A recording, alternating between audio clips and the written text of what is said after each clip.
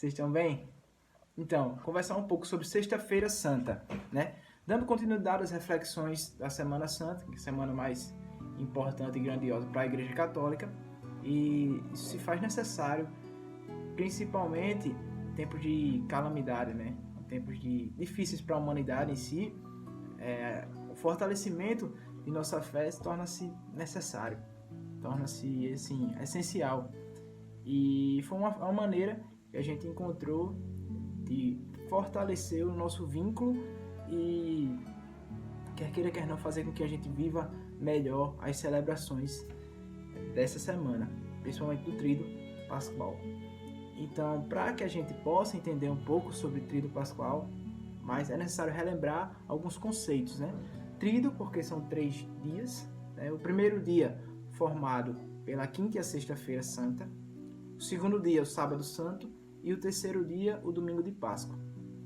Ou seja, quinta e sexta-feira, por mais que na nossa cabeça tenha que são 2 dias distintos, para o Tríduo é apenas um dia, como resquício dos judeus, né? Para os judeus, o dia começava quando as 3 primeiras estrelas brilhavam no céu. E o que isso implica? Implica que ao final da tarde de um dia até o final da tarde de outro dia, para eles é considerado apenas um dia. É um calendário lunar. Enquanto o nosso calendário é solar, o deles é lunar. Então, no final da tarde da quinta-feira, por mais que a gente separe em 2 dias, para eles é só um dia.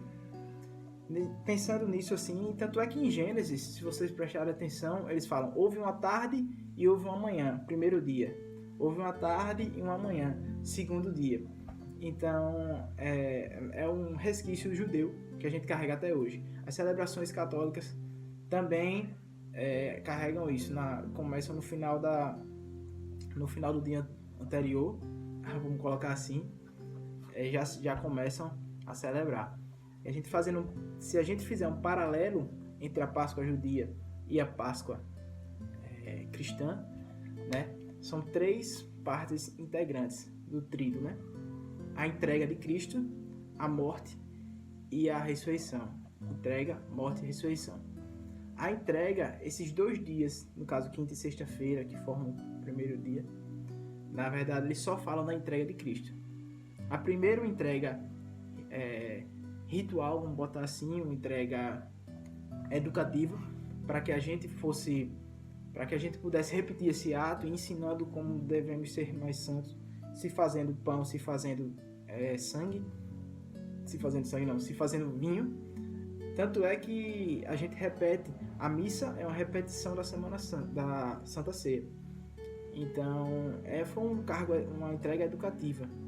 E a mesma entrega é a na cruz, só que é uma entrega física, né? Uma entrega histórica, uma entrega mais sofrida, toda aquela morte feia e chocante, como a gente vai discutir. A gente já tem uma noção, mas vai esclarecer algumas ideias. Então, na Páscoa judia, a primeira parte do Tríduo remete à escravidão no Egito, a passagem pelo mar, e a terceira é a liberdade. Fazendo um paralelo, a escravidão seria a entrega de Cristo, a passagem pelo ar, a morte, e a liberdade dos judeus é a ressurreição do Cristo. Essa entrega remetida à escravidão é muito pertinente, porque Cristo se faz de fato escravo, né? Cristo, só em se rebaixar a humanidade, ele já se faz um escravo. Agora imagine o que é você ser todo poderoso, Deus, e se rebaixar a servo, se rebaixar a humano. Isso é um tipo de escravidão, né? E Cristo viveu isso e se entregou da maneira que o cabia se entregar. Na sexta-feira, ela é dia de abstinência e jejum, né? A abstinência, não se come carne, não se come, na verdade, carne de animais de sangue quente, né? Mamíferos, aves, se come ovo, queijo, peixe, escolhe. São obrigados a fazer quem tem de 14 a 60 anos. O jejum que é a partilha do sacrifício de Cristo, medidas as proporções, né? É o dia que a igreja guarda a morte e a morte e a entrega de Cristo, vamos colocar dessa maneira.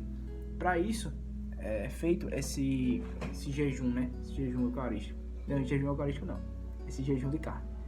São obrigados a fazer aqueles que têm entre 18 e 60 anos. Mas a igreja recomenda, se você está no final ali da sua adolescência, entre 14 e 18 anos, que o jejum já seja uma realidade, uma maneira de você partilhar desse sacrifício. E assim como incentiva as famílias que têm adolescentes nessa faixa etária, que também já se acostumem com o jejum, que seja educativo. Na sexta-feira não há missa, né? Em geral, o que acontece? Porque é um dia litúrgico. Na sexta-feira santa e no sábado santo não há missa. Também, assim como não há sacramento, nesse dia não há bênção de inauguração, nada disso. Há confissão e bênção para os doentes graves. Mas, fora isso, não há celebrações dentro da igreja. O que acontece é a celebração da cruz. Por volta das 3 horas da tarde, ou um pouco mais tarde, a comunidade se reúne para uma oração, né? Para uma oração, um momento de oração comunitária, vamos colocar assim. A igreja não tem ornamentação, não há flores, não há decoração. A igreja vai estar em vermelho, na quinta-feira vai estar em branco, na sexta-feira em vermelho. Não há... O altar vai estar descoberto, por causa do jejum eucarístico. Ele só é coberto mesmo na hora da comunhão mesmo. E a pia de água benta está vazia, a pia batismal também está vazia. Então, assim, a cruz, ou ela está retirada, ou ela está coberta num pano, né? Um pano branco, um pano vermelho, um pano roxo. Em geral está coberta. Então, a igreja quer sentir a morte de Cristo, né? Quer que isso seja levado a sério pela comunidade. Então, toda essa logística para a celebração da cruz é pensada de uma maneira que a comunidade sinta que o Cristo está morrendo na cruz ali naquele momento. Então é preciso que a gente também prepare a nossa mente, o nosso coração para que aquela celebração seja sentida da melhor maneira possível, entendeu? Porque aí o sacerdote entra na igreja, se prostra diante do altar. A prostração, né, vamos colocar assim, se prostrar é muito significativo na igreja, porque se prostrar é se humilhar por completo. É a maneira como Jesus reza no Horto das Oliveiras, né? Ele se prostra, se deita no chão, de uma maneira que para a igreja o chão ele se remete ao pó, né? À humilhação. Então o sacerdote faz isso, se prostra, enquanto a comunidade se ajoelha para iniciar a celebração. Depois não tem em nome do Pai, do Filho, nada disso. Na verdade, na quinta-feira à noite já não tem. Na quinta-feira à noite já não se toca mais sinos, toca-se a matraca, né? Então, e na sexta-feira o que ele faz é uma oração rápida, em geral, por Cristo Nosso Senhor, rápida, breve, e começa a celebração, que é dividida em 3 partes básicas, né? Liturgia da palavra, adoração à cruz e a comunhão eucarística. Mas a liturgia da palavra, ela começa com o quarto cântico do servo sofredor, né? Que é a primeira leitura. Porque a primeira, a segunda e a terceira e o terceiro cântico do servo sofredor são rezados na segunda, terça e quarta-feira, né? Na sexta-feira, o primeiro continuidade ao primeiro dia do tríduo, ainda é rezado o quarto cântico do servo sofredor, que fala de um servo que iria salvar Israel e toda a humanidade. Esse servo seria Jesus Cristo. Depois, o Salmo 30, né? Pai, em tuas mãos entrego meu espírito. E depois, a carta aos Hebreus, que Jesus entrou no céu para interceder por nós. E agora, depois tem o Evangelho, segundo João, nesse ano, segundo João, ou seja, João 18, fala João 18 e João 19 até o 42, se não me engano, que ele faz a narrativa aos olhos de João da paixão de Cristo. E aí a gente vai mergulhar um pouquinho nessa narrativa, dando continuidade ao pensamento, né? Até o último vídeo vocês devem ter escutado a narrativa até o Horto das Oliveiras. E a partir de agora é quando Jesus é capturado pelos soldados do sumo sacerdote. Para que a gente entenda um pouco de como foi essa narrativa, eu acho importante a gente recapitular alguns pontos, que é o porquê que os sumos sacerdotes queriam tanto acabar com Cristo, né? Condenar Jesus. No sábado passado, eles já falam que existe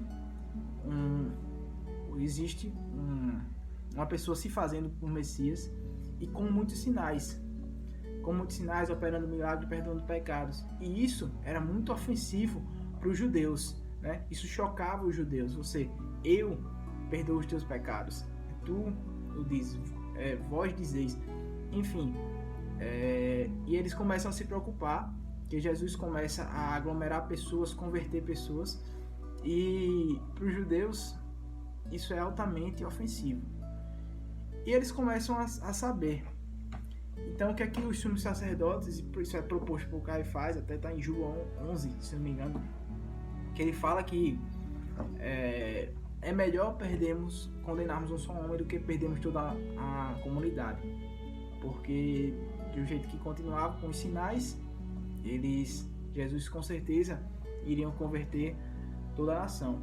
Mas isso se remete à entrega que Jesus já iria ter futuramente, que era por toda a nação, entenda-se toda a humanidade, a entrega de Jesus para salvar toda a humanidade.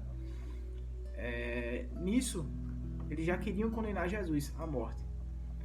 Na Santa Ceia, Judas já saiu para entregar Jesus. Então, no Evangelho de João 18, que é o que começa na sexta-feira, já começa com Judas chegando com os soldados do sumo sacerdote para prender Cristo, né? Judas chega como se fosse uma polícia dos sumos sacerdotes. Não tinha exército de Israel, né? Já tinha sido tomado pelo Império Romano, e o Império Romano era pagão. Então, para eles, esse julgamento religioso que os sumos sacerdotes vão ter para com Jesus não era muito interessante. Então, quem prende, na verdade, Cristo no Horto das Oliveiras são essa polícia que toma conta dos templos e dos sumos sacerdotes, né? Judas sabia onde Cristo estava, por quê? Porque era um lugar comum aos apóstolos, né? Eles passavam o dia pregando e à noite eles descansavam ou no Horto das Oliveiras, em noites frescas, ou na casa de Marta e Maria. Então Judas sabia exatamente onde Cristo estava. E o que é que ele faz? Ele escolhe um gesto triste, né? Que é o tal do beijo, como uma senha para que Jesus seja identificado. Por quê? Entenda que era noite. Muitos dos servos do sumo sacerdote não conheciam Jesus, então era uma senha para pegar uma pessoa certa, entendeu? Só que ele escolhe o beijo, que é triste, né? Que é como se fosse um aperto de mão nosso. É um gesto de quem tem afeto. Até hoje, na verdade, o beijo e o aperto de mão, eles são para quem tem intimidade, vamos colocar assim. Então, no que ele faz isso, os sumos sacerdotes prendem Jesus. Apesar de que, na narrativa de João, quando os soldados do sumo sacerdote se apresentam lá com Judas, Jesus se entrega, apresentando já como aquele que deve ser preso, né? E nesse momento tem a icônica espadada de Pedro e Malco, né? Ele corta a orelha direita do servo do sumo sacerdote e Jesus automaticamente o repreende. Isso se repete várias vezes desde da Santa Ceia do lava-pés, né? Que alguns servos não aceitam a maneira como Jesus está sendo entregue, eles não aceitam a narrativa que está sendo construída, só que Jesus tem que cumprir toda a Escritura. Então, os discípulos e os apóstolos, eles têm dificuldade de aceitar essa entrega de Cristo, né? Eles vão de encontro, mas Cristo tem que cumprir com a Escritura. Então, o que acontece? Ele vai e repreende e inclusive cura a orelha direita do servo ao qual Pedro tinha decepado. O que acontece? Ele é levado para o sumo sacerdote. No caso, ele é recebido por Anás. Anás era um antigo sumo sacerdote que era o saduceu de mais importância naquela região, entendeu? Porque é preciso que a gente entenda um pouquinho o contexto. Qual é isso? Até antes do Império Romano tomar a Terra Santa, o cargo de sumo sacerdote era um cargo vitalício e tinha que ser descendente de Arão. O que acontece é que quando o Império Romano toma conta da região, eles acabam com isso, na verdade, né? Eles dizem, ó, até pode ser descendente de Arão, mas vai ser um cargo que a gente vai escolher e será por mandato. Então, por mais que Anás fosse o saduceu mais importante daquela região, ele não era o sumo sacerdote daquele ano, era o genro dele, no caso, o Caifás. Mas Jesus é levado à casa de Anás, dorme lá, passa a noite lá, já em sofrimento, num poço praticamente, a madrugada lá de muita agonia, e pela manhã é que ele é levado para o julgamento religioso, que era no colégio dos sumos sacerdotes, né? No Sinédrio, que eles falam. Que aí tinham todos os que já tinham sido sumos sacerdotes, lembrando que era por mandato agora, e inclusive estavam lá Anás, e eles colocam Jesus em julgamento. Nesse meio tempo a gente faz um parênteses, porque Pedro segue Jesus para o Sinédrio, né? Só que, óbvio, ele não pode entrar, ele fica onde estão os servos. E uma criada o reconhece e começa a questionar Pedro se ele não conhecia Jesus. E ele faz a primeira negação, né? Ele fala que não conhece e começa a meio que fugir, tentar desviar dessa criada. No entanto, ela começa a persegui-lo e começar a incitar essa palavra aos servos que ali estavam. Então outro servo já pergunta se não conhecia Jesus. E ele nega novamente. É a segunda negação. E ainda lá, só que em outra sala, né? O terceiro servo, que provavelmente estava junto com a polícia dos sumos sacerdotes, quando foi buscar Jesus, pergunta se ele não reconhece, se ele não estava com Cristo. E ele diz que não conhece Cristo. É a terceira negação. E automaticamente o galo canta, fazendo-se cumprir a profecia que Cristo tinha dito a Pedro. E nisso ele cai numa profunda tristeza. Aí, isso a gente está falando de Pedro, né? Uma das figuras mais importantes da igreja, que estava com Jesus por 3 anos direto, mas naquele momento ele não tem força para assumir que conhecia Jesus, que estava do lado de Cristo. Trazendo para a nossa realidade, às vezes a gente tende a negar, não uma negação tão grande quanto essa, mas às vezes a gente tem pequenas negações que nos fazem desviar e dizer que não conhecemos Cristo, só que de outras maneiras. Pedro falou claramente, né? Não conheço Jesus. E depois Cristo dá a chave dos céus. E pede para Pedro reguer a sua igreja, né? Tanto é que ele se torna o primeiro papa. Mas é preciso a gente refletir sobre essas 3 negações de Pedro e refletir as nossas 3 negações também. Jesus, dentro do colégio de sumos sacerdotes, né? Dentro do Sinédrio, começa a ser julgado e Caifás o questiona, né? Tu és o Messias, filho de Deus bendito? E Cristo fala: eu sou. Eu sou é muito icônico. Por quê? Porque eu sou é a maneira como Deus se apresenta. Então, no que ele fala eu sou, Deus se apresenta como aquele que é. Então já está com duplo sentido de que ele responde à pergunta de Caifás e se afirma como Deus, sendo consubstancial. Isso aí, por si só, já era muito grave para os sumos sacerdotes. Ele afirmar que era Messias. Só que Jesus não para por aí. Ele não só fala que é o Messias, como ele diz assim, ó: e vereis o Filho do Homem sentado à direita do Pai, sentado à direita do Poderoso e vindo das nuvens do céu. Além de afirmar que ele era o Messias, o que seria bastante, talvez, não para condená-lo para a morte, mas para levar 40 chibatadas, né? Que era a punição que teriam os judeus. Mas ele não só fala que é o Messias, como ele afirma que a profecia que o profeta Daniel tinha dito se cumprirá com ele. O que é que ele fala? Eu vou até ler aqui. Ele fala: e vereis o Filho do Homem sentado à direita do Poderoso e vindo com as nuvens do céu. O que é isso que quer dizer? Que ele é tudo. Ele não só é o Messias, como ele é o Filho do Homem vindo sentado à direita do Poderoso, vindo com as nuvens. Ele fala que ele é tudo. Simplesmente tudo que era sagrado, que os judeus pensavam, Jesus afirma que ele é esse ser que eles tinham em mente. Jesus é tudo. Ele é o Messias, ele é Deus, ele é consubstancial ao Pai. Então, isso causa uma revolta e é aí que Jesus é condenado à morte religiosamente, né? Acontece. Tanto é que Caifás, no simbolismo, a revolta, ele rasga as vestes, né? Isso quer dizer o quê? Ele se revolta e pergunta aos outros: que prova mais vocês precisam? O que é que mais você precisa? Ele blasfemou, ele falou que ele é Deus.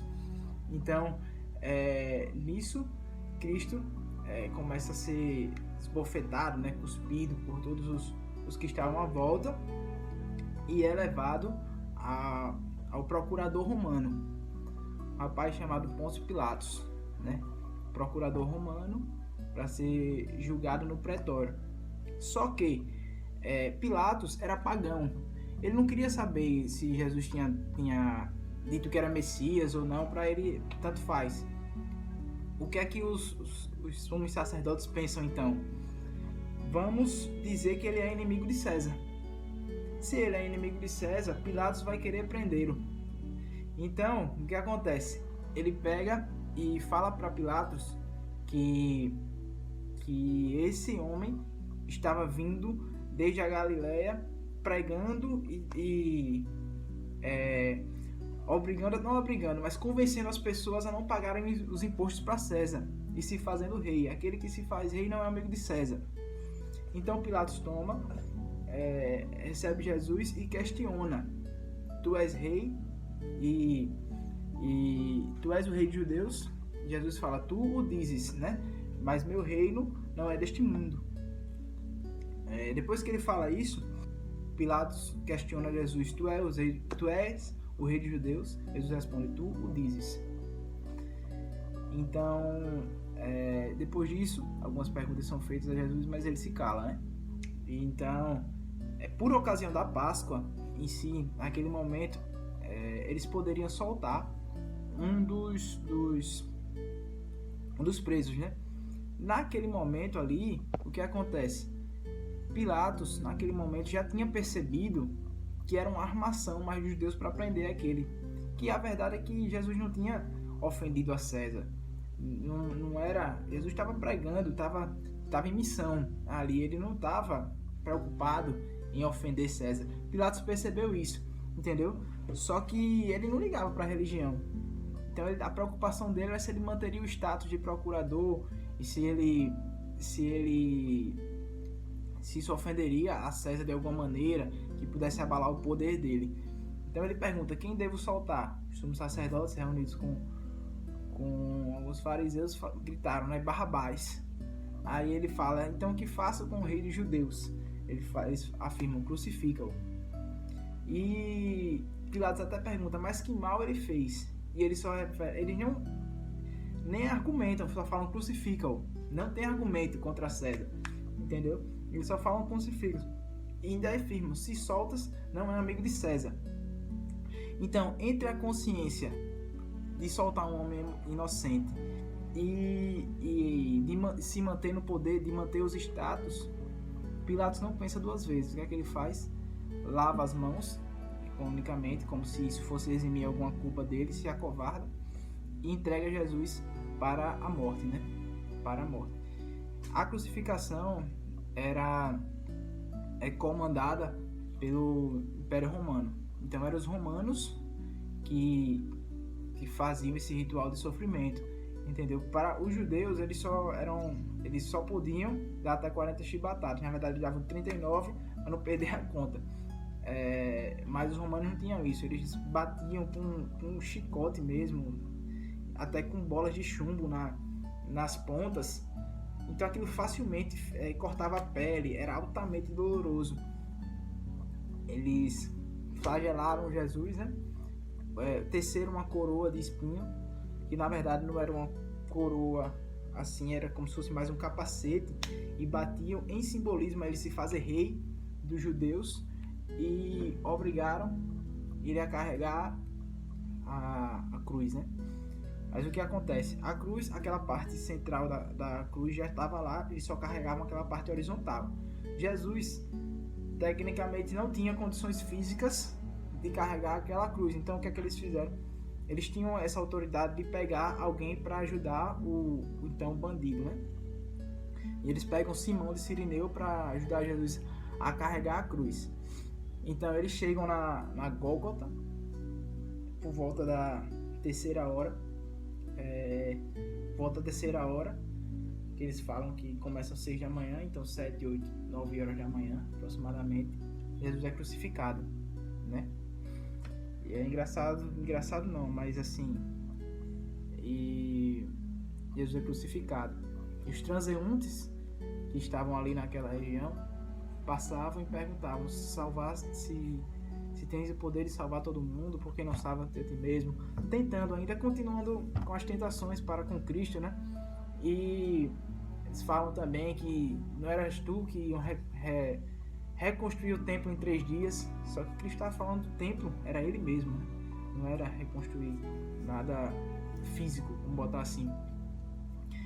E Jesus mostra que a escritura está sendo cumprida e reza: meu Deus, por que me abandonaste? Naquele momento ali, Cristo não tá tentando se livrar daquela situação. Ele não tá tentando fugir. Ele tá simplesmente rezando um salmo de cabeça, assim: meu Deus, por que me abandonaste? Porque se for prestar atenção, Jesus normalmente chama Deus de Pai. E naquele momento, ele chama de meu Deus. Então ele tá rezando, ele não tá saindo daquela situação, vamos colocar assim, né?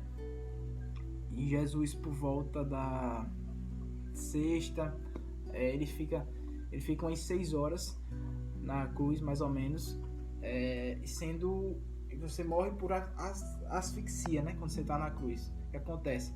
É preso, os punhos são pregados na cruz e o seu corpo tende a descer. Então você começa a ficar sem ar, você sobe com essa força. Só que esse movimento aqui, você está forçando muito, dá cãibra, chega um momento que você não consegue e morre por asfixia, né? Então, Jesus dá um grito, né? Pai, nas tuas mãos entrego o meu espírito, que seria o Salmo 30, que na própria celebração da cruz ele é rezado e vem a falecer. O santuário se rasga em 2 partes. E depois até o centurião fala que verdadeiramente ele era o Filho de Deus, né? O centurião é um pagão. Jesus ali então, o cadáver seria sepultado. José de Arimateia pede a Pilatos para que seja entregue o seu corpo.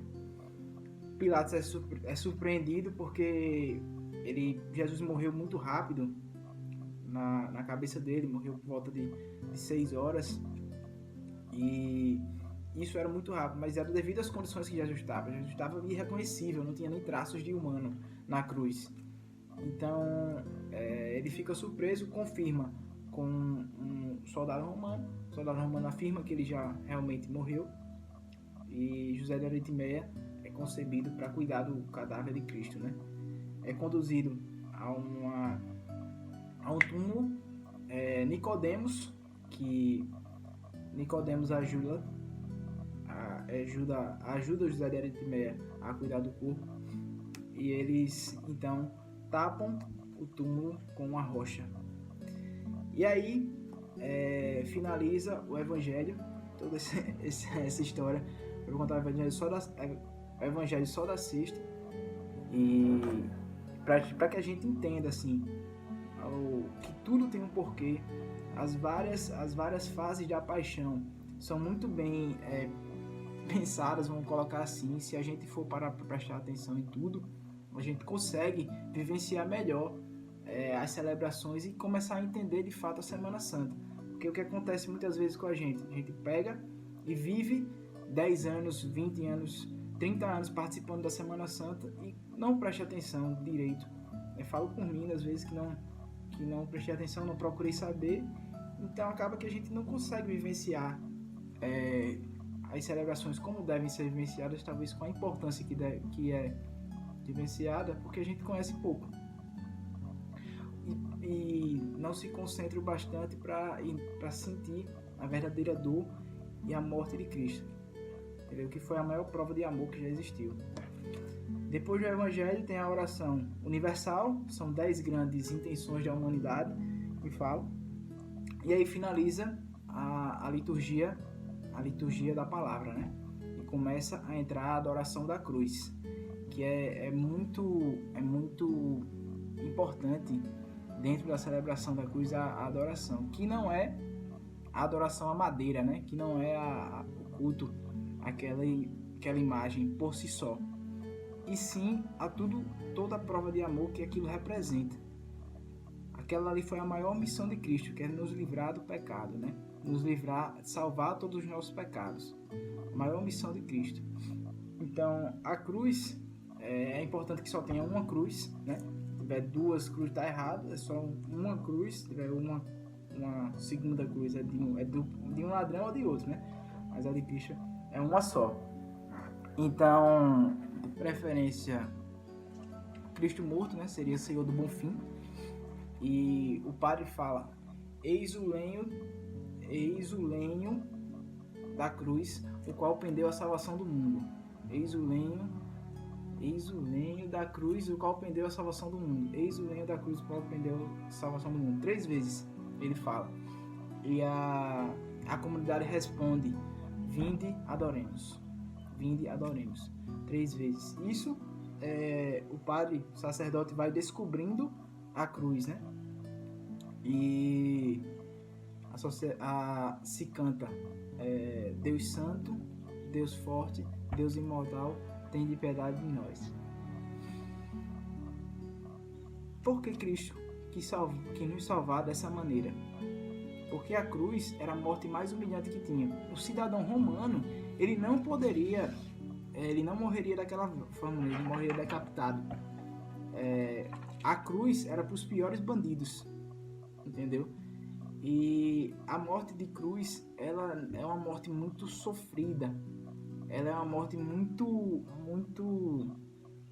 humilhante para quem está morrendo daquela maneira, entendeu? Só que o fato é que a gente nunca vai entender. Isso é mistério da cruz. O porquê que mexe tanto com a gente? Por que às vezes a gente olha para uma cruz e se sente protegido? Talvez seja porque a gente enxerga ali verdadeiramente o amor. E é preciso que a gente enxergue o amor naquela situação. Algumas religiões que pregam uma vida sem sofrimento, uma vida sem tribulações, definitivamente não são cristãs, porque o cristão, ele está afadado a enxergar no sofrimento amor. Ele está afadado a olhar para a cruz e entender que aquilo ali é uma prova de amor. A cruz nunca foi lógica, nunca vai ser, ela não é racional. Tanto é que os apóstolos e os discípulos discutiam com Jesus toda hora por que ele estava tomando aquele caminho, entendeu? Mas era o sacrifício que Deus tinha que fazer por nós. Tinha que ser daquela maneira. Entendeu? Porque o sofrimento de Cristo, o amor dele, não é genérico. Entendeu? Ele é para cada um. Ele é por mim e por você. À medida que a gente for entendendo que foi por mim, a gente consegue enxergar melhor aquele mistério de cruz e levar isso mais a sério e sentir verdadeiramente aquela morte. A igreja, ela sente muito nesse momento de cruz, e é preciso que a gente sinta também e vivencie pouco desse sacrifício. Depois da adoração da cruz, ao rito da comunhão, né? As hóstias do rito da comunhão foram consagradas na missa da Quinta-feira Santa. Então não tem consagração na própria sexta-feira, e sim foi na missa da quinta-feira. O altar é coberto só nesse momento, só no momento da comunhão. Reza-se um Pai Nosso, eis o Cordeiro de Deus, tira o pecado do mundo, e tem a comunhão. E é importante a gente prestar atenção no seguinte: por que a comunhão existe no momento da morte? É meio contraditório. Tem uma comunhão na celebração da cruz, que seria para a gente pensar na morte de Cristo. É justamente para mostrar que o nosso Deus é vivo, que o Deus na hóstia, naquele pedaço de pão, é Deus vivo, entendeu? E daí, depois da comunhão, a igreja se retira em silêncio, porque Jesus, nesse momento, foi a morte, né? Jesus desceu à mansão dos mortos, e a igreja é tomada pelo silêncio, é tomada pela capacidade de refletir sobre isso, é tomada pela dor, pensa-se em tudo que Jesus passou, em todo o sofrimento, e essa morte, ela é sim um sacrifício que a gente deve guardar no peito. A igreja leva muito a sério e a gente também deve levar. Depois, por tradição dos espanhóis, Portugal também, a gente tende a fazer a procissão do Cristo Morto, que esse ano não vai ter, porque devido ao Covid-19, né, a igreja não permitiu esse tipo de procissão e via sacra, assim como o lava-pés também não vai ser permitido. As celebrações serão todas online, não vai permitir mais a gente participar dessa celebração fisicamente, mas é importante que a gente participe e não deixemos Cristo sozinho nesse momento, né? É importante que a gente se faça presente da melhor maneira possível e que a gente agora, estudando um pouco mais, consiga vivenciar melhor cada momento. Então, não deixem de participar da melhor maneira possível. Chame a família, se reúnam para que possamos viver, de fato, uma santa semana e que a gente aproveite bem. Se tiverem qualquer tipo de perguntas, podem mandar mensagem. A gente está aqui para isso. E espero ter ajudado e colaborado para uma melhor Semana Santa. Até mais.